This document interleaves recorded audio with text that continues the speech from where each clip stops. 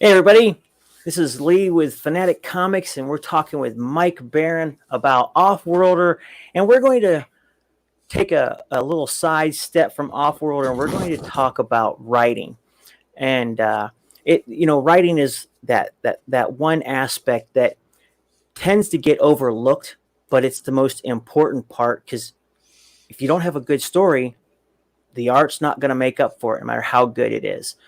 How you doing today, Mike? Good. So, uh, I know that you've done a lot of books over the years. You've done, oh my gosh, we could go down a list. I mean, you've done Badger, Nexus, you've had some novels, you've done Batman, you've done Flash. Uh, is there any one book that stands out to you that, really talks to you? You mean that I've written? Yes. Well, I'm proud of all my babies, of course. But the turning point to me was the novel Banshees, which is my biggest book. It's about a satanic rock band that comes back from the dead.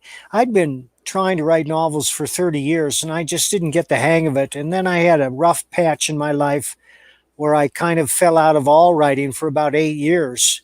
And when I came back to it, I was working on Banshees, which is one of those ideas that I've carried with me for 30 years. And while I was writing it, I had an epiphany that I got it, that I understood the novel form, and I was doing it effortlessly. But I always say that every would-be writer has a million words of bullshit clogging up his system. And, and you have to get that out as soon as possible before you get to the good stuff. My dear, would you shut the door and keep those dogs out? We're going to do something about the peanut gallery that's barking in the hall. They just want to be involved. Now they're all in here. Oh, of course, yeah, because it's like, yay, it's fun time. But in any case, whenever I'm going to take a project, whether it's a comic book series or a novel, at first I prepare a detailed outline. And the outline is designed to entertain by itself. I want people to read the outline, and when they're done with it, they say, yeah, give me the book. Now I want to see the book. And I think that's an important aspect to all professional writing, that if you're going to share it with somebody, even if it's just a blurb or an outline, it should be entertaining by itself. It should get up and walk. It should excite people so that they want to see the finished product. And that's what movie campaigns are. In space, nobody can hear you scream. And for those who want to know what I'm talking about, all you have to do is look at the back of paperback novels from the 70s, the old standard adventure paperback novels, Gold Key or Fawcett. And you'll see a blurb on the back that describes the action. And if you want to get specific, go to Amazon and look up John D. MacDonald and look at the blurbs that describe his books. Every one of those blurbs on Amazon, not just for MacDonald, but for most professional writers, are written by people designed to excite you about the work and make you want to read it. So that's where I start. And of course, every writer has his own rules. And I've formulated three. And the first one is it's the writer's job to entertain, which may seem obvious, but unfortunately, it's not in this day and age. Too many people are writing to push an agenda, and that's fine if you entertain first. And I can tell you there are many great books that advance an agenda, but first, they're great books. To Kill a Mockingbird, The Grapes of Wrath, For Whom the Bell Tolls. All those books are eminently readable, but they also have a message. But the message is concealed in the story, which brings us to my second rule, which is show, don't tell. Nobody likes to be lectured, and books that are lectures turn readers off. Now, few people can get away with this, like Jack London. I recently reread Call of the Wild, and I was astonished that it was all telling and not showing. I haven't read that book in forever. Now you got me thinking about it. Yeah. But it's a unique story, and that's what keeps you going. And my third rule is be original. And people wonder about this. Well, how do I be original? Well, you're original because every human being is unique. And when you write, if you're any good, inevitably your worldview will seep through in the story. I know that's always true of John D. MacDonald. And the reason I cite him so much is he was my inspiration for becoming a writer, especially the Travis McGee novels, which are all told in the first person. I rarely use the first person, but I do. I use it when I write a book within a book. But John D. used it for every Travis McGee novel. And of course, the first person limits you to one point of view. And everything is filtered through Travis McGee's point of view. But that brings us to the narrative voice, which is an important aspect of storytelling.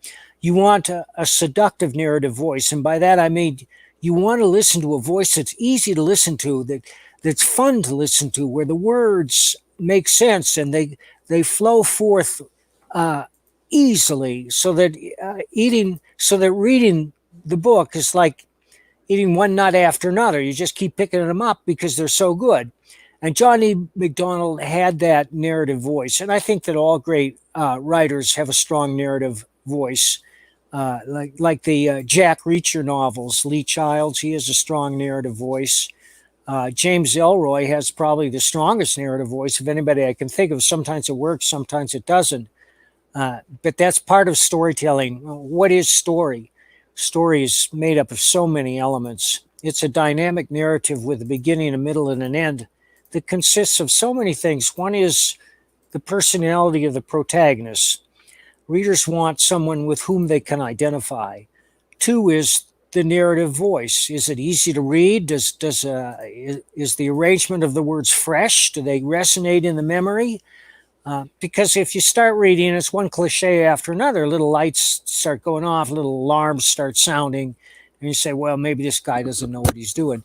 Number three is the plot. If you have an exciting plot, like a science fiction novel, like Ringworld by Larry Niven and Jerry Pournelle, which posits an artificial world in space that consists of a vast hoop, thousands or tens of thousands of miles across, with a tiny artificial sun in the center. And the hoop rotates around the sun. And you have night and day because inside the hoop is a smaller hoop that alternates periods of shade with periods of light, so that you can run a clock off it and you have regular times of day. But just the idea of that is fascinating, and people want to read it because they want to see how it works. And it helps that Larry Niven and Jerry Pournelle have a seductive narrative voice. The language itself is part of the narrative, and inventive use of language will please some people. Like Michael Chabon, he wrote a book called Telegraph Avenue, which is about the adventures of a record store in Berkeley. Well, there's one chapter devoted to a parrot. And the chapter is, I'd say, at least 3,000 words long, and it's all one sentence. But the sentence never flags. He uses every trick in the book to keep you reading, and he does. I mean, it's amazing when you're reading this thing, it's like sucking up one giant strand of spaghetti, that endless noodle. But he keeps you going because he's so inventive at it. And these are just some of the elements that go into story.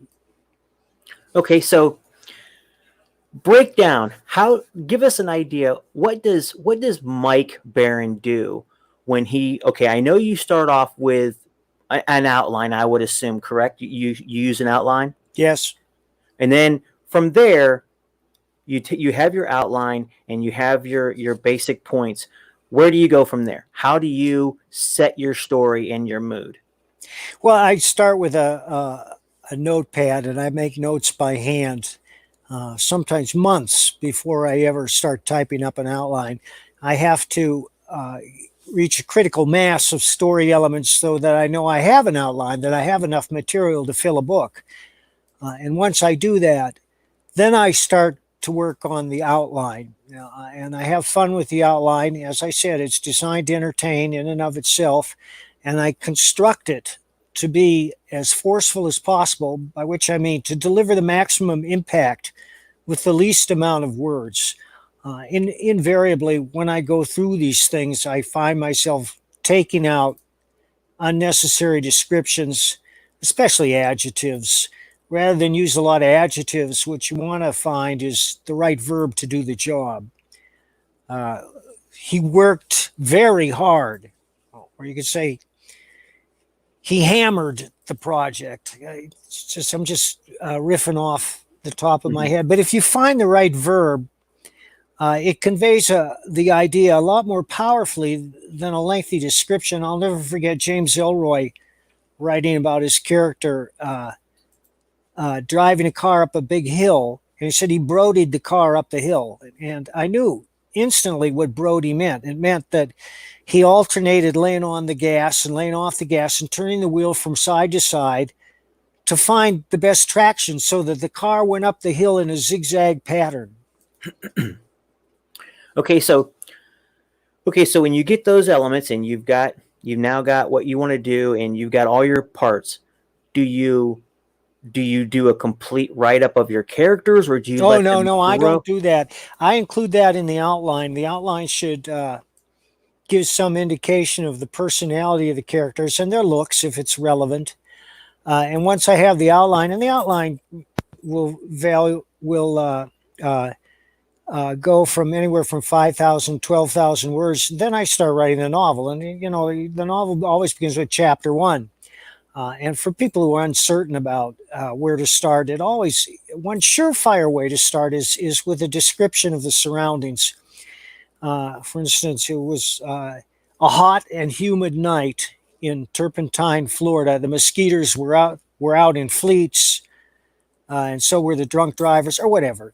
And that sucks you into the story. And then you say Marv's Tavern lay in a strip mall on the north side of old Highway 56, a strip of cracked asphalt that hadn't been repaired since the Truman administration.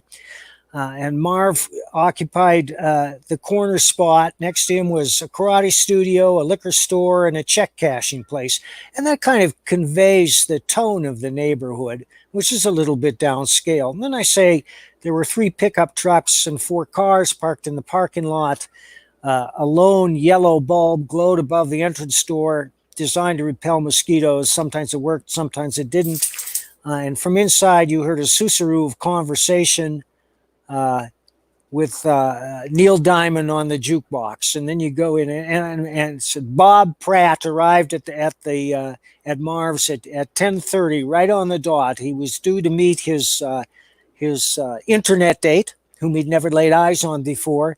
And he had primped extensively. He'd showered, he'd applied Paco Rabanne, he dressed in his best button-down shirt, he put on the expensive shoes.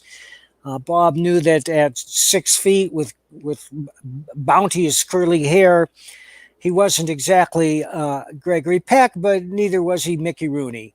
So he strode in the door with all the confidence he could muster and stopped just inside, letting his eyes adjust to the dimness to see if he could spot the woman with whom he'd been talking for 4 weeks. And ladies and gentlemen, that is how a story master crafts you a story right there. Yeah, you can't go wrong by describing the setting first. Yeah.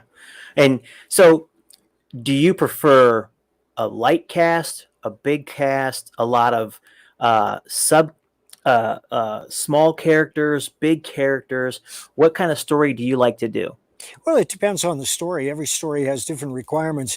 I've written 4 horror novels, and Banshees, which I mentioned before, is my longest book, and it has an enormous cast because it's a kind of intercontinental. It starts in Europe, goes to England, and ends up in the United States. And it has a cast of dozens and dozens of people. With Scorpio, which is a much more intimate horror story, it's about a ghost who only appears under a blazing sun, has a more limited cast, and it's a more personal story. Okay. Because I know I've always been drawn to those larger-than-life epic stories. I'm a big Tolkien fan. And I also am a big fan of Anne McCaffrey. So I love her Dragon Riders of Pern stuff. And those are big, encompassing stories. Yes, they are. And I have friends that write these star-spanning sagas like Kevin J. Anderson, who's my publisher. He published both Banshees and Scorpio, by the way. But Kevin writes 3 or 4 enormous books a year. And by enormous, I mean 200,000 words or more. But Kevin, Yeah. I'm not saying he cheats, but he's got a method that most people can't do. And that is he narrates the book into a recorder while he's hiking through the Rocky Mountains. He narrates it. I know he writes stuff down ahead of time when he's planning, but when he's actually writing the book, he's talking. And then he has a transcribe it. Get out! Maybe we can get. And then he looks at the stuff that's written up and he edits that. And that's how he can get that done. Of course, he also is used to thinking in huge interstellar concepts. Well, now they're all in here. Of course. They gotta be with daddy. They gotta be with daddy. They're worse than little children. But okay, so is there so you've told us about Banshee and that's your, do you feel that's your opus, or do you feel that? Well, no, I like to think that each new book is better than the last one, but I'm very proud of Banshees. Okay. Unfortunately, I can honestly say I haven't read it, but it's got me curious because that was one of the ones that you've discussed before. I know we're reading Florida Man right now, and just out of curiosity, when is Florida Man 2 coming out? Well, I'm writing it. I'm writing as fast as I can, Larry. I'm writing as fast as I can. The trick is I don't want to overrun my fingers. I don't want to get ahead of myself. And this is another tip, which is if you don't know what happens next, back away from the keyboard, retreat to a quiet place with a notepad and a pen, and start writing down everything that could happen, no matter how crazy. Freddie is here. See all these tails? Yes. My dog tails are. Yes. And that's why you don't want to force something, so I'm taking my time with Florida Man, trying to think up the most outrageous scenarios I can, and I've come up with some pretty outrageous scenarios. Okay, well, I'm curious to see because I know Florida Man has some outrageous crap in it. I mean, yeah, that book is just nuts. So, I mean, unless you're going, nuts on crack, I have no idea what to expect from Florida Man 2. Well, Gary's trying to lay off the blow, but it's not as easy as it sounds. Yeah, I'm sure he needs to. And if those of you who don't know, that's one of the characters, and yeah, these old boys got problems. Yeah, Gary Duba's having a bad day. There's a snake in his toilet, a rabid raccoon in the yard, and his girl Crystal's in jail for getting naked at Waffle Hut and licking the manager. So Gary sets off with his best friend Floyd to sell his prize Barry Bonds rookie card to raise the $500 needed for bail. But things get out of hand. And he hasn't even touched on the raccoon yet. That's just the beginning. That's just the first chapter. Yes. So this is definitely going to be, Florida Man is definitely going to be an ongoing series. I thought I was done in 1 till the publisher said, okay, now you got to write number 2. So we'll see after number 2. Okay. There's certainly enough material. Oh, yeah. A lot of it is too grotesque even for me. A Florida woman claims syringe found in vagina is not hers. Florida man arrested for defecating on traffic from light pole. Those are both real stories. Yes, and for those who don't know, the story is basically, those stories that you see in the newspaper. Florida man walks out door and Florida man goes to store and that's this book. But it's crazy. It's just crazy. And this is, you and Todd Maroney are going to put this into is it going to be a graphic novel or? Well, we're going to start with one comic. Okay. which is pretty much a tale in itself, but it's only a portion of the novel. The Okay. comic came first, and we were going to do the comic. I wrote 5 scripts. And when I was done, I realized I had a very detailed outline for a novel. So I wrote it up and I sent it to my publisher, and he snapped it up. Well, I can tell you, me and my wife have been reading this, and uh, yeah, it's crazy. I know I keep dwelling on it, but I just love that book. That book just talks Thank to you. my redneck gene. It just does. So okay, so since we're kind of in this zone here, let's talk about world building. How do you go about that? How do you start your world building? Do you flesh out your world? Do you let it flesh out as it progresses? Well, I think it's what the story requires. For Nexus, for example, which is a world building exercise that Steve Rude and I have been doing for 35 years, over 35 years. Yeah. But when it started, I conceived it as a science fiction story, and I wanted a dramatic figure. So I decided to make him a reluctant executioner of mass murderers. And then you have to come up with the rationale. Well, why does he feel compelled to do this? It's because an insane alien has chosen Nexus to be the conscience of his race. And the insane alien beams dreams to Nexus, nightmarish visions of real mass murderers uh, performing their crimes. And the dreams are nightmarish. They're just grueling and horrible. And when Nexus wakes up, he knew instinctively what he had to do. He had to eliminate the source of his dreams, which were the tyrants and the murderers that he dreams about.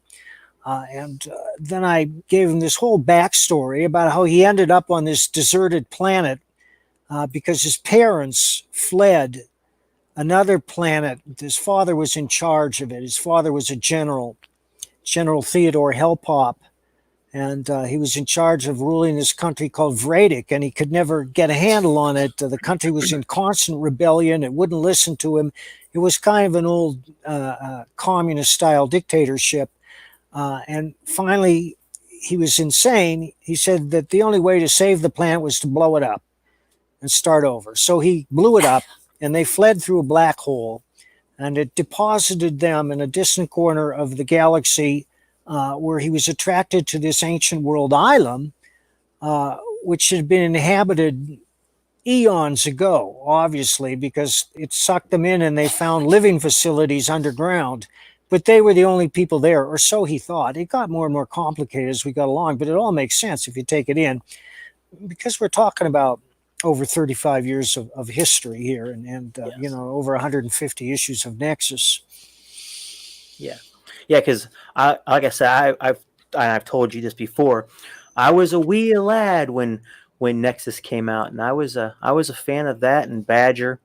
But yeah, I love this. I love the story. I've So written a Nexus novel, which Dark Horse will publish later this year. oh, awesome. I'm looking forward to that. I'm definitely going to have to get my hands on that because for those of you who've never looked into Nexus, really Google it, look it up. It is a interesting story, and the same thing with Badger. Um, I think Chuck Dixon was correct, and he put it very appropriately that before you had Dark Knight, um, we had Badger, we had Nexus. These were the kind of stories that inspired the next generation of artists and writers to give us things like The Watchmen, The Dark Knight. Um, it was guys like it was these indie creators and Steve Rude and Matt Wagner.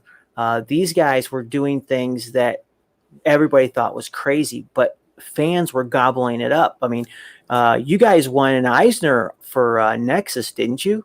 Two. Two, yeah. I mean, this was a great book. I mean, it really was. And if you want to see, the history of your comic fandom, look for Badger, look for Nexus, and just so I don't know if you know this or not, but Robert Allen Krauss, he lived not far from me. I I discussed with him back when I was a teenager to do a book with him, and he created a character. I think its name is Chakan or something like that, but it was very much based on Nexus and the fact that he was this undead who every night dreamt about the evils going on in the world, and his sole purpose for redemption was he had to go and purge all of this evil. So every day he woke up hunting down that evil that he dreamt about, and he had to destroy it.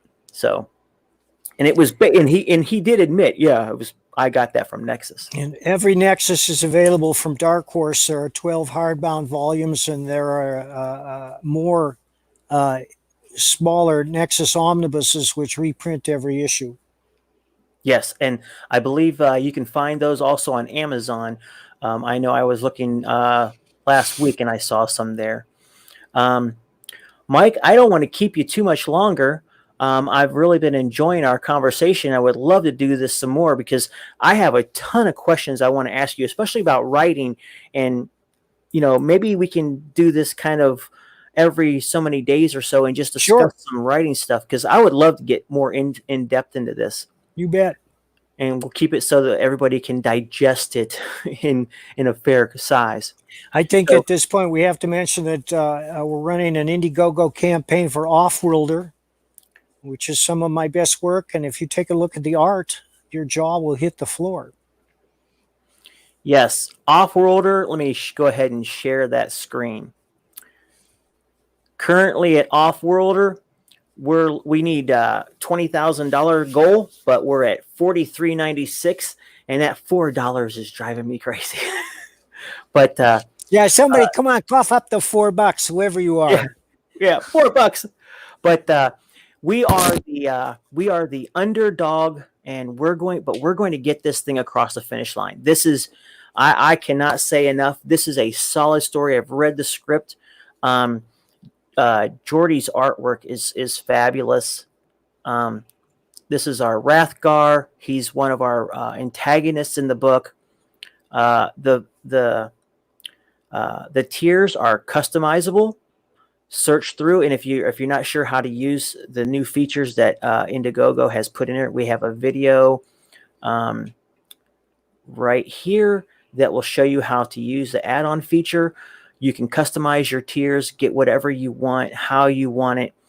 We're only asking $15 for a 56-page graphic novel, 49 pages of story. The first 25 pages are done. As far as art, we've got them penciled and inked. Mike has the entire 49 pages scripted out. This book is ready to rock and roll, guys, and we would love to get it out to you because I know I'm excited. So, Mike, I thank you, sir. Thank you very much for coming with me today and speaking with us. I cannot tell you enough how much I have enjoyed many of our conversations, and I'm looking forward to having another conversation discussing writing, because as a writer myself, I'm curious to see what your method is. Well, we'll do this again next week. Sounds good, Mike. Everybody, thank you on behalf of the Fanatics team. Thanks for being here with us, and y'all be good to one another.